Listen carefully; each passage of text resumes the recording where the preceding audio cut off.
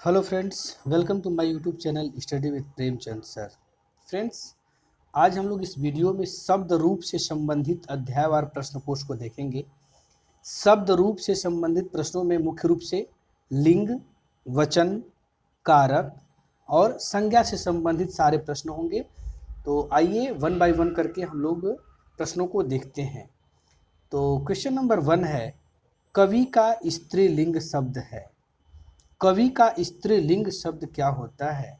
तो इसका स्त्रीलिंग होता है कवयित्री। कवयित्री, option number C correct answer होगा, कवयित्री। ठीक है। नेक्स्ट क्वेश्चन है, क्वेश्चन नंबर 2, निम्नलिखित में से कौन सा शब्द सदा बहुवचन में प्रयोग होता है? तो कौन सा शब्द सदा बहुवचन में प्रयोग होता है? तो देखिए ऑप्शन नंबर डी जो है प्राण। प्राण हमेशा जो है बहुवचन में ही प्रयोग किया जाता है। Option number D correct answer होगा। निम्नलिखित में से कौन सा शब्द पुल्लिंग है? पुल्लिंग बताएं। आय, व्यय, नहर, लहर। तो जो व्यय है ऑप्शन नंबर बी ये करेक्ट होगा। ऑप्शन नंबर बी जो व्यय है ये सदा पुल्लिंग शब्द में प्रयोग होता है। सदा नहीं, मतलब इन जो चारों विकल्पों में से जो पुल्लिंग शब्द है वो व्यय है। ठीक है। नेक्स्ट क्वेश्चन, क्वेश्चन नंबर 4, कवि का स्त्रीलिंग होगा। अभी हम लोगों ने पढ़ा कि कवि का स्त्रीलिंग होगा कवयित्री। ऑप्शन नंबर सी जो है करेक्ट आंसर होगा। नेक्स्ट है, निम्नलिखित में कौन सा शब्द स्त्रीलिंग नहीं है? तो कौन सा शब्द जो है इसमें स्त्रीलिंग नहीं है?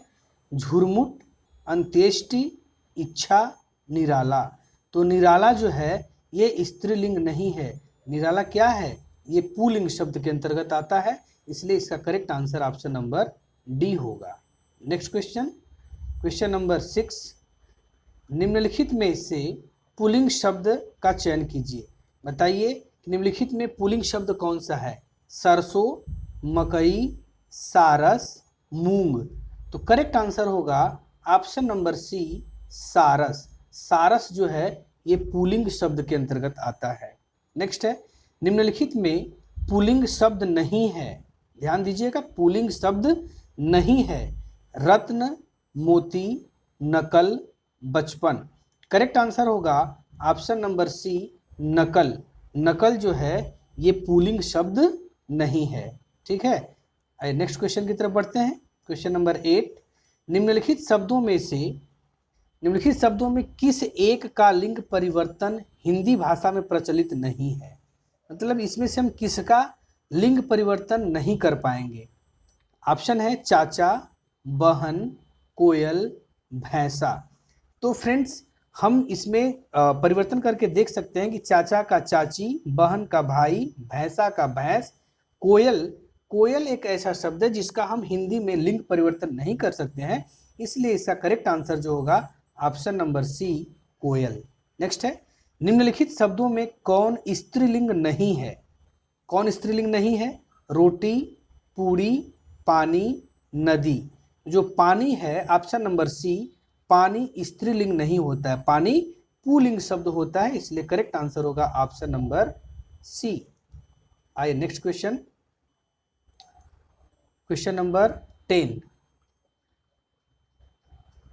यह है कि कारक के भेद हैं। कारक के कुल कितने भेद होते हैं?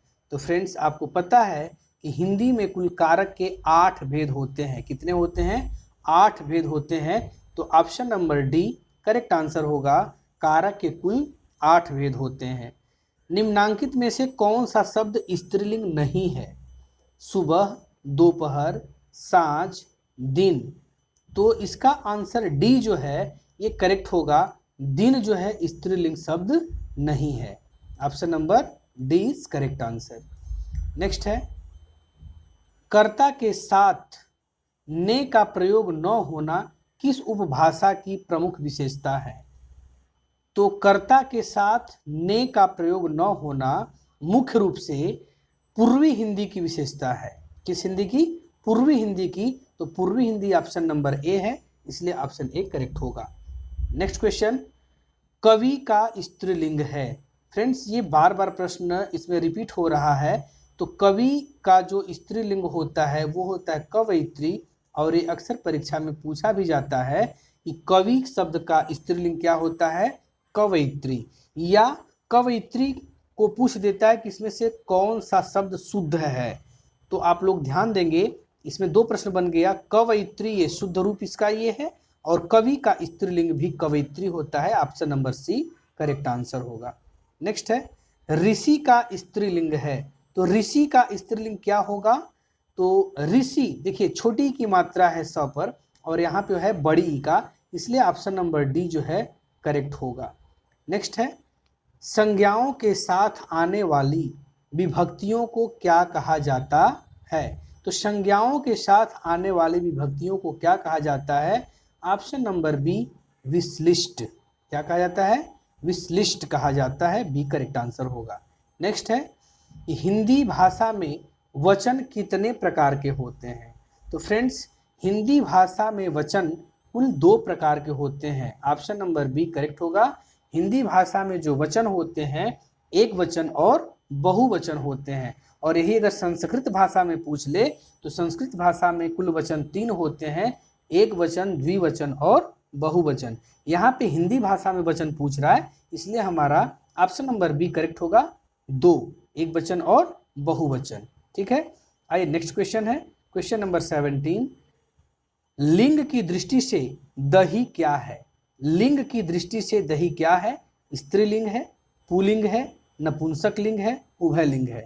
तो लिंग की दृष्टि से जो दही है वो पुल्लिंग में आता है, ऑप्शन नंबर बी जो है करेक्ट होगा, दही पुल्लिंग शब्द है। नेक्स्ट है, निम्नलिखित में से कौन सा स्त्रीलिंग है, उत्साह, चक्रव्यूह, मृत्यु, संकल्प। तो करेक्ट आंसर है ऑप्शन नंबर सी मृत्यु। मृत्यु क्या है फ्रेंड्स, ये स्त्रीलिंग के अंतर्गत आता है। तो प्रश्न संख्या 18 का करेक्ट उत्तर होगा ऑप्शन नंबर सी। नेक्स्ट है क्वेश्चन नंबर 19, सुंदरता में संज्ञा है, सुंदरता में कौन सी संज्ञा है, देख लेते हैं, व्यक्तिवाचक, समूहवाचक, जातिवाचक, भाववाचक। तो करेक्ट होगा, देखिए सुंदर जो होता है, सुंदर से बनता है सुंदरता, तो सुंदरता जो है एक भाववाचक संज्ञा है, इसलिए ऑप्शन नंबर डी जो है करेक्ट आंसर होगा, भाववाचक संज्ञा। मित्र का भाववाचक बनाइए, तो मित्र का भाववाचक संज्ञा क्या होगा, आपको पता है, मित्रता। तो मित्रता ऑप्शन नंबर सी में है, इसलिए करेक्ट आंसर होगा मित्रता। मित्र का भाववाचक संज्ञा मित्रता होता है। नेक्स्ट क्वेश्चन, सो है, सो है ये बताएं कि सो है ये कौन सा इसमें वाचक है, प्रश्नवाचक, निश्चयवाचक, संबंधवाचक। तो सर्वनाम इसमें पूछ रहा है कि कौन सा इसमें सर्वनाम है सो में, तो सो में संबंधवाचक सर्वनाम होगा, ऑप्शन नंबर सी करेक्ट होगा।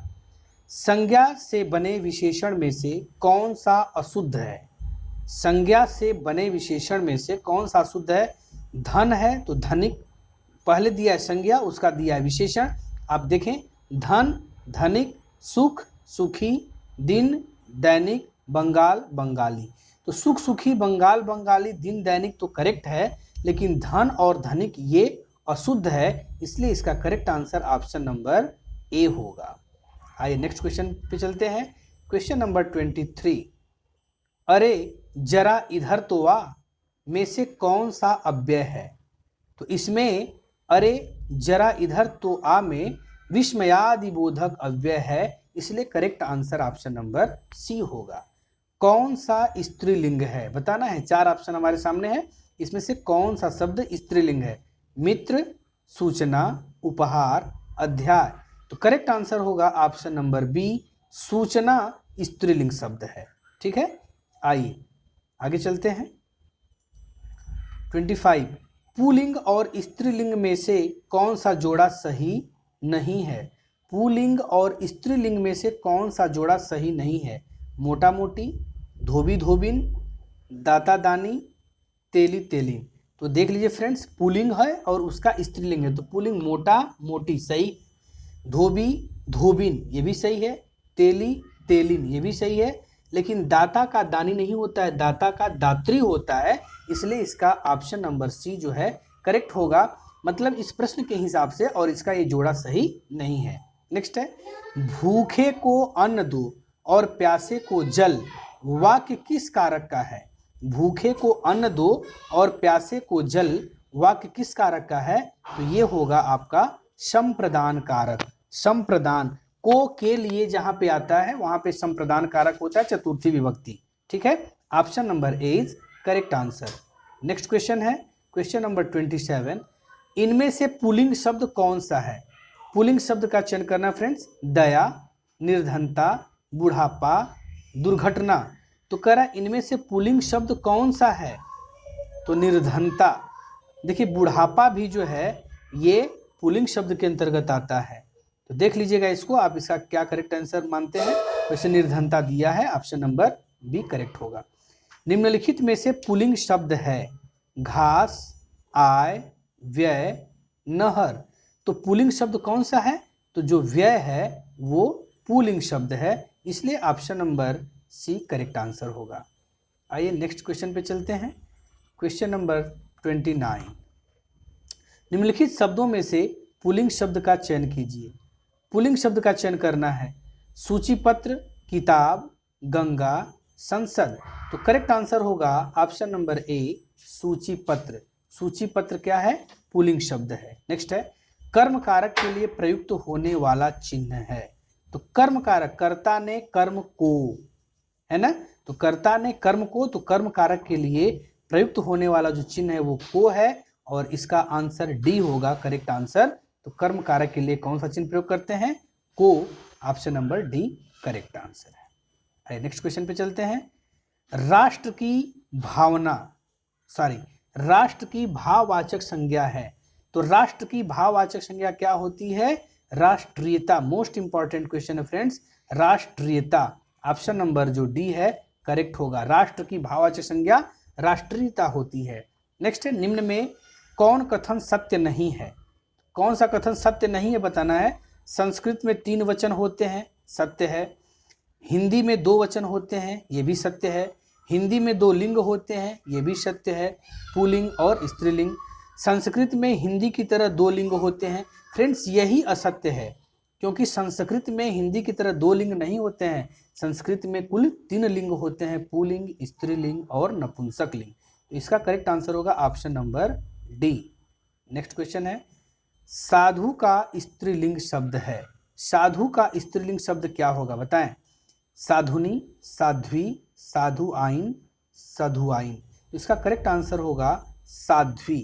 ऑप्शन नंबर बी करेक्ट होगा। नेक्स्ट है निम्नलिखित इकारात शब्दों में एक पुल्लिंग है, उसे चयनित कीजिए। बताएं कि इसमें से कौन सा शब्द जो है वो पुल्लिंग शब्द है। पानी, नदी, रोटी, बकरी। तो देखिए पानी जो शब्द है ये पुल्लिंग के अंतर्गत आता है, इसलिए करेक्ट आंसर होगा ऑप्शन नंबर ए, पानी पुल्लिंग शब्द के अंतर्गत आता है। नेक्स्ट क्वेश्चन, मैं काम से जा रहा हूँ, वाक्य में से का कारक है। मैं काम से जा रहा हूँ में कौन सा कारक है?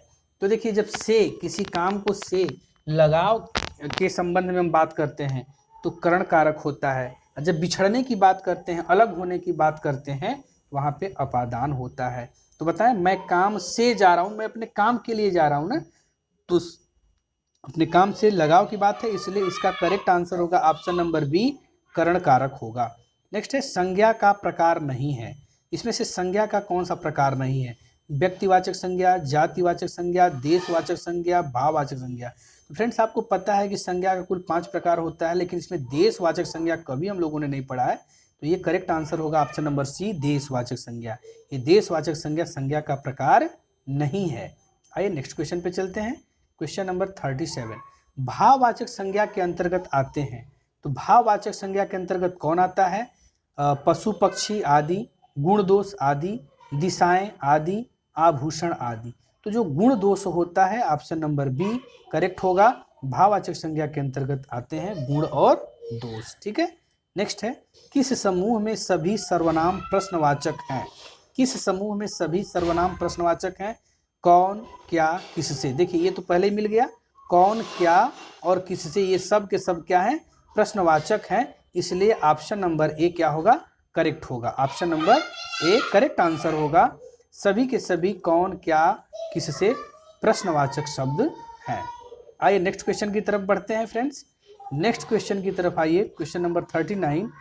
पुस्तक में कौन विशेषण बनेगा? पुस्तक में कौन विशेषण बनेगा? तो ये हो जाएगा पुस्तकालय, पुस्तकें, पुस्तकीय, पुस्तकों। तो फ्रेंड्स आपको पता है कि पुस्तक से पुस्तकीय बनेगा, इसलिए ऑप्शन नंबर सी जो है करेक्ट आंसर होगा। नेक्स्ट है मदन काली पतलून पहनकर खेलने आया में विशेषण है। तो काली पतलून की बात कर रहा है। मदन काली पतलून पहनकर खेलने आया में कौन सा विशेषण है? कौन सा शब्द जो है विशेषण है? जो काली है, विशेषण क्या होता है? जो किसी वस्तु की विशेषता को बताने का काम करता है। काला, गोरा, मोटा, पतला, ना, खट्टा, मीठा। तो ये जो काली जो शब्द है ये होगा विशेषण, इसलिए इसका करेक्ट आंसर होगा ऑप्शन नंबर ए। चलते हैं नेक्स्ट क्वेश्चन की तरफ। Question number 41। निम्न में से कौन सा पाठ्य पुस्तक का गुण नहीं है? सोद्देश्यता, उपयुक्तता, अशुद्धता, क्रमबद्धता। तो सबको पता है कि पाठ्य पुस्तक का ये गुण नहीं होता है अशुद्धता। अशुद्धता कभी भी पाठ्य पुस्तक का गुण हो ही नहीं सकता, इसलिए ऑप्शन नंबर सी करेक्ट होगा। नेक्स्ट है हिंदी के शब्दों का लिंग निर्धारण किसके आधार पर होता है? Very very important question VVI है कि हिंदी के शब्दों का लिंग निर्धारण किसके आधार पर होता है? तो फ्रेंड्स इसका जो आधार होता है वो है क्रिया। Option number C correct answer होगा। Next question 43। कारक के कितने भेद होते हैं? अभी मैंने बताया कि हिंदी में कुल कारक के कितने भेद होते हैं? 8 भेद होते हैं। ऑप्शन नंबर बी करेक्ट होगा। हिंदी में कुल भेदों की संख्या 8 है, कारक के जो भेद हैं। नेक्स्ट है हरियाली है। हरियाली में कौन सी संज्ञा है? जातिवाचक संज्ञा, समूहवाचक संज्ञा, भाववाचक संज्ञा, विशेषण। तो हरियाली जो है, हरियाली में भाववाचक संज्ञा होती है। ऑप्शन नंबर सी करेक्ट होगा। Next question. लोगों ने शोरगुल करके डाकुओं को भगाया। उपर्युक्त वाक्यों का कारक बताइए। कह रहा है कि लोगों ने शोरगुल करके डाकुओं को भगाया। ठीक है, तो डाकुओं को भगाया तो कर्ता ने कर्म को, तो को किसका संकेत होता है? कर्म का। तो इसमें देख लेते हैं कर्म कारक कहाँ है? Option number D. Option number D correct होगा, कर्म कारक। नेक्स्ट है को और के लिए किस कारक के चिन्ह है? तो फ्रेंड्स को और के लिए जो होता है वो संप्रदान के लिए प्रयुक्त होता है, चतुर्थी विभक्ति के लिए। तो ये होगा संप्रदान कारक। ऑप्शन नंबर ए करेक्ट होगा।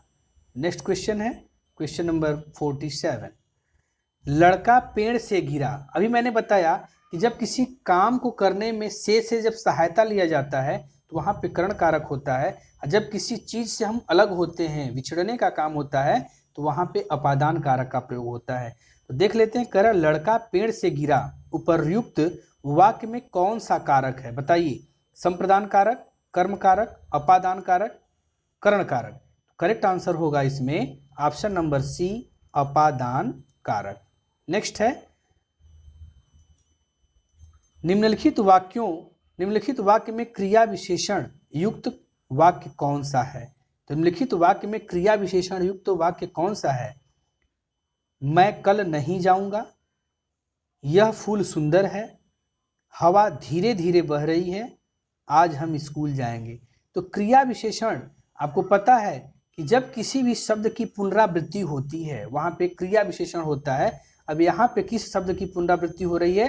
धीरे धीरे की। तो हवा धीरे धीरे बह रही है, तो धीरे धीरे में कौन सा विशेषण हो जाएगा फ्रेंड्स?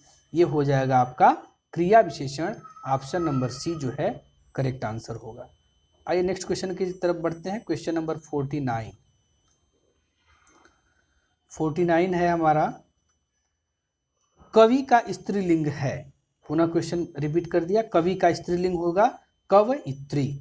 नेक्स्ट है रीतिवाचक क्रिया विशेषण है। रीतिवाचक क्रिया विशेषण है अत्यंत, आजकल, कदाचित, बाहर।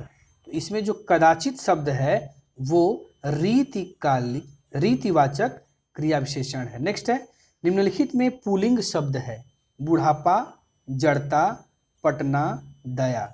तो फ्रेंड्स जो बुढ़ापा है ये पुल्लिंग शब्द है और ये अक्सर परीक्षा में पूछ लिया जाता है कि बुढ़ापा में कौन सा लिंग है, तो बुढ़ापा में पुल्लिंग शब्द है। ठीक है, आइए नेक्स्ट क्वेश्चन की तरफ बढ़ते हैं हम लोग। क्वेश्चन नंबर 52, कौन सा शब्द अव्यय नहीं है? अव्यय, आज, कल, इधर, किसे। तो जो इधर है वो अव्यय नहीं है, ऑप्शन नंबर सी करेक्ट होगा। पेड़ पर पक्षी बैठे हैं, ध्यान से देखें, एक प्रश्न बनता है पेड़ से पत्ते गिरते हैं, और यहाँ पे पेड़ पर पक्षी बैठे हैं। तो पेड़ पर पक्षी बैठे हैं, इस वाक्य में पेड़ पर पद में कौन सा कारक है? तो आपको पता होगा कि में, पै, पर, ये जो होता है अधिकरण कारक होता है, उसमें में, पै, पर सप्तमी विभक्ति। देख लेते हैं, इसमें ऑप्शन नंबर डी जो है करेक्ट होगा, अधिकरण कारक। नेक्स्ट क्वेश्चन 54, वह आजकल दिल्ली में है, इस वाक्य में रेखांकित शब्द है। तो वह आजकल दिल्ली में है, तो दिल्ली में आजकल की बात कर रहा है, आजकल दिल्ली में, तो कौन सा इसमें शब्द होगा? ये होगा क्रिया विशेषण। क्या होगा? क्रिया विशेषण। नेक्स्ट है, वीर का स्त्रीलिंग है, वीर शब्द का स्त्रीलिंग क्या होगा? तो वीर का स्त्रीलिंग होता है वीरांगना, ऑप्शन नंबर सी करेक्ट होगा, वीरांगना। नेक्स्ट है, बुढ़ापा शब्द में कौन सी संज्ञा है? बुढ़ापा शब्द में बूढ़ा का बन जाता है बुढ़ापा, और जब किसी शब्द को जब हम बदल देते हैं तो वो हो जाता है भाववाचक संज्ञा। इसका करेक्ट आंसर होगा ऑप्शन नंबर बी, बुढ़ापा शब्द में भाववाचक संज्ञा प्रयुक्त है। नेक्स्ट है, दाता शब्द का स्त्रीलिंग शब्द क्या है? तो फ्रेंड्स मोस्ट इंपॉर्टेंट, दाता शब्द का स्त्रीलिंग जो होता है वो होता है दात्री, ऑप्शन नंबर सी करेक्ट होगा। देखिए ये भी दात्री लिखा है, बी में भी और सी में भी दात्री है, लेकिन शुद्ध शब्द ये होता है दात्री, इसलिए ऑप्शन नंबर सी करेक्ट है। नेक्स्ट है, लड़का पेड़ से गिरा में कौन सा कारक है? तो पेड़ से गिरा मतलब अलग हो रहा है, तो अलग होने के अर्थ में अपादान कारक अर्थात पंचमी व्यक्ति का प्रयोग होता है, इसलिए ऑप्शन नंबर ए करेक्ट होगा, अपादान कारक। फ्रेंड्स इस वीडियो में इतना ही, नेक्स्ट वीडियो में पुनः मिलेंगे, तब तक के लिए